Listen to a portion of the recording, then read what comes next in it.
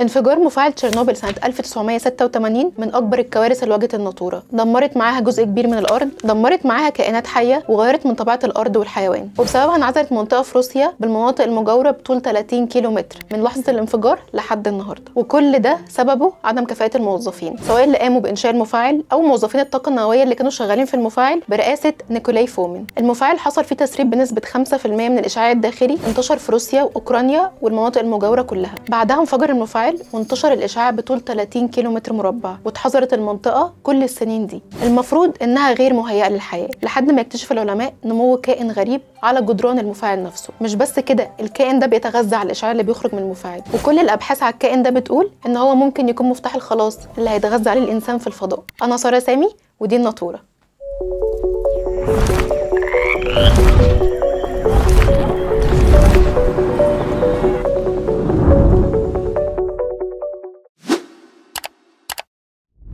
سنة 1972 في عهد الاتحاد السوفيتي تبدأ أول خطوات تنفيذ مفاعل تشيرنوبل في روسيا لإنتاج أكبر كمية كهرباء في العالم، ويكون تصميم المفاعل إنه يتبني من 12 وحدة. لكن لسوء حظهم بعد ما بنوا الوحدة الأولى واشتغلت، والثانية والثالثة واشتغلوا، بعد ما بنوا الوحدة الرابعة وبدأت في التشغيل انفجرت بالكامل. الاتحاد السوفيتي وأوكرانيا كانوا حاطين أمل كبير قوي على المفاعل ده، لأنه برغم من إنه اشتغل فترة قصيرة إلا إنه وقتها كان بينتج 10% من الكهرباء اللي بتحتاجها أوكرانيا عن طريق التفاعلات النووية. لكن السيناريو بعد الانفجار اتحول تماما، حصل دمار اكتر 10 مرات من الدمار اللي حصل بسبب القنبله النوويه اللي اترمت على هيروشيما وناجازاكي. الرواسب والاشعاع انتشر في نص الكره الشمالي كله، اذى بريطانيا واوروبا والدول الاسكندنافيه. البيئه نفسها من غلاف جوي وميه وتربه كانت ملوثه من العناصر المشعه من سيزيوم وسترونتيوم. العناصر دي بتفضل موجوده سنين وسنين بتدمر كائنات، بس الناطوره كده كده مكمله.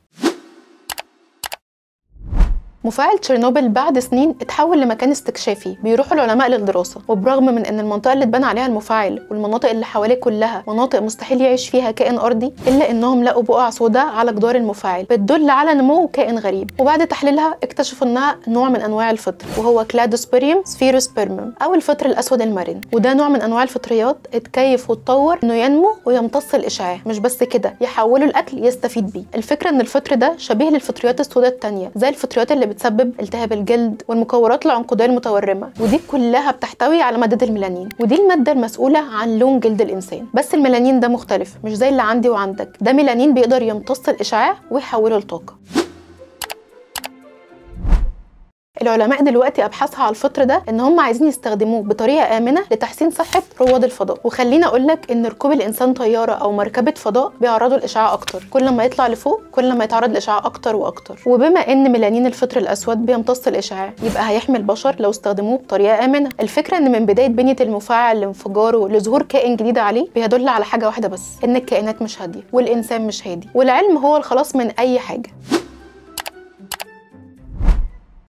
خليني اقول لك ان زمان الناس كانت ماشيه بمبدا ارسطو، وهو الواقع الملموس، ماشيين يصدقوا اللي بتحسوا الحواس بتاعتهم، ايه موجود، ايه حصل، بلا ابحاث بلا اكتشافات. وده مش صح. شوف كم الكائنات الدقيقه اللي مش بتشوفها العين ولا بيحسها الانسان اصلا. لكن من 350 سنه تقوم الثوره العلميه على ايد فرانسيس بيكون، فلسفه جديده وقتها سببت كل العظمه اللي موجوده من ادويه واكتشافات واختراعات خيال الانسان صدقه وحاول يوصل. قبله الناطوره ما كانتش تعرف يعني ايه بنج او مضاد حيوي، ما تعرفش ازاي تفكر بشكل علمي. فلسفته جايه من ان احاسيس البشر بتغلط، لكن التجارب ما بتغلطش. وعمل وقتها ثوره علميه وثقافيه كبيره جدا في القرن ال15. اول حاجه هي تيستنج هايبوثيسيس، مبدأه ان الانسان والطبيعه لازم نتحكم فيهم، وده مش هيحصل غير لو افترضنا حدث معين، زي مثلا عرض الناس للبرد، شوف هيتعبوا اكتر ولا لا، سخن الميه على حراره 100، شوف الميه هتغلي ولا لا، افترض واختبر. تاني حاجه هي البرينتنج، الطباعه. تخيل قبل فرانسيس بيكون ما كناش عارفين يعني ايه طباعه، بدات الناطوره تعرف يعني ايه مطبعه وكتب، وده قرب الناس لبعض، قرب افكارهم لبعض.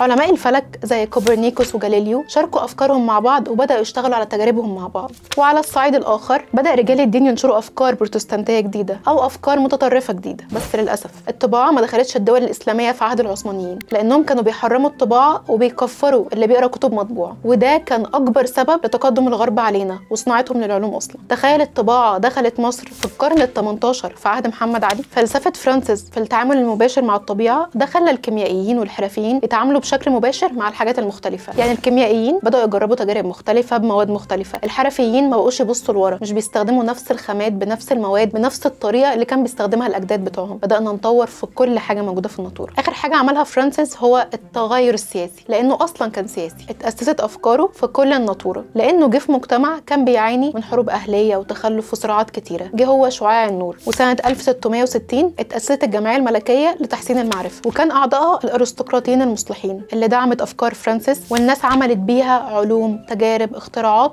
وفلوس. لكن اتغيرت طرق التفكير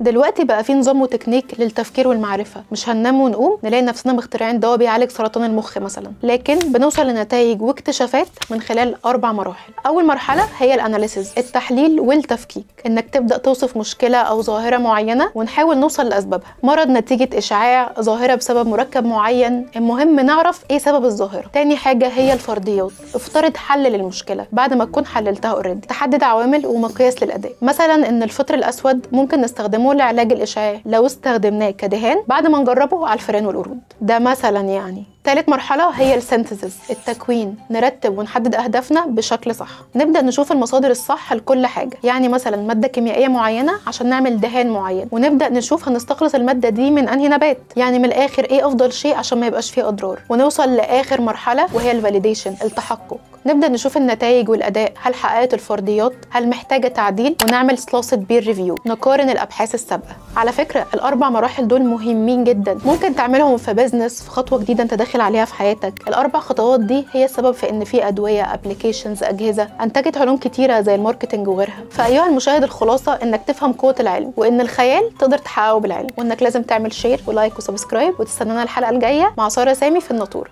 السلام عليكم.